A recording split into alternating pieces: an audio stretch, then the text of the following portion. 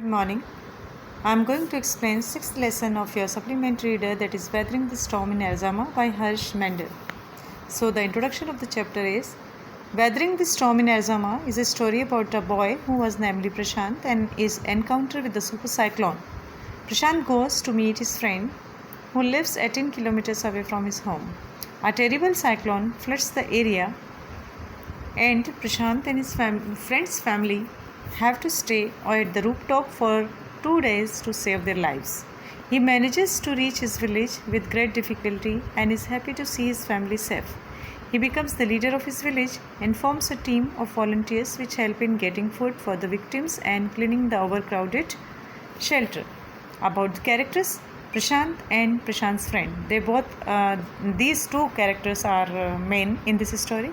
Prashant, he is a 19-year-old boy who lives in a village named Kalikuda in a coastal area of Odisha. Prashant's friend lives in a coastal area of Odisha called Arizama, which is 18 kilometers from Kalikuda. Summary of the chapter. Prashant goes to Arizama on 27th October 1999. Prashant goes to meet her friend.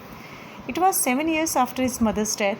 His friend lives in the coastal town of Arizama. It is 18 kilometers from Prashant's village Kalikuda. Cyclone hits Arizama.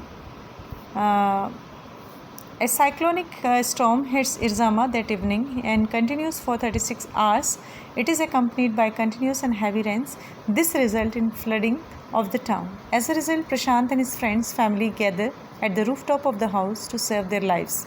They stay there for 2 days. They eat coconut from the coconut trees that had fallen on the rooftop. Destruction caused by cyclone. The 350 kilometers per hour wind accompanying the cyclone destroyed everything. Water has spread everywhere. Houses were broken and trees had fallen. Dead animals and human bodies were floating everywhere. Prashant decides to go to his village. Prashant is worried about the well-being of his family. Hence, he decides to go to his village. Although the place is still flooded with water, he takes a long stick to help him locate the road and has to swim when he loses the road. On the way, he has to push away many dead bodies of humans and animals to make his way. With great difficulty, he covers the distance of 18 kilometers and reaches his village. Prashant's family relieved to see him. Prashant's family members are happy to relieved to see him as they had given him up for dead. Prashant was also happy to see all his family members safe and sound in the Red Cross camp. 86 people died in Prashant's village in the cyclone, and the people who had survived the cyclone took refuge in the Red Cross shelter as all the houses have been destroyed by the cyclone. Prashant becomes leader at the shelter. Prashant stays at the shelter as his house has been destroyed by the cyclone. The shelter is dirty and overcrowded. The victims in the shelters are wounded and hungry. Prashant takes on the responsibility of helping them by organizing a group of youths and elders and pressurizing the grain merchant to give rice for the hungry people. He cleans the shelter and helps the victims to get food. The orphans in the shelter are handed over to childless widows so that they would get proper love and care. The men in the shelter procure food and materials for the shelter, while the women work for the Food for Work program started by an NGO. After 6 months of the devastation of the cyclone, Prashant is feeling better.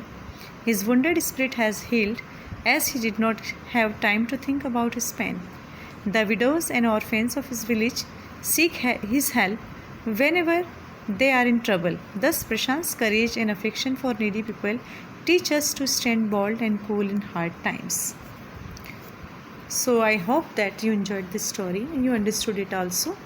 How hard work, how cool and stay bold works in hard times. We should not give up our hopes. We should always be sound and calm in order to fight against the troubles. So, thank you and have a nice day.